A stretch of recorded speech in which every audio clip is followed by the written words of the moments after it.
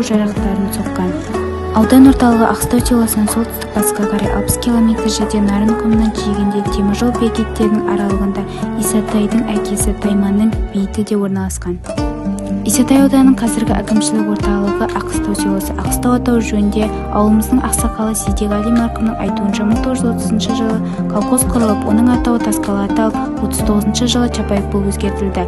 Колхозға қарасты Тобыр ауылы деген ауыл болып, онда сиыр фермасы ұйымдастырылып, оған Сейдеғали атамыз басшылық етеді.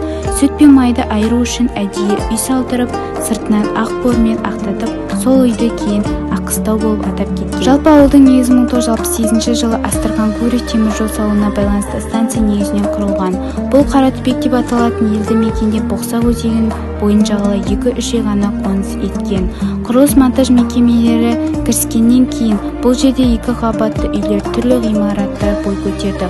1973 жылы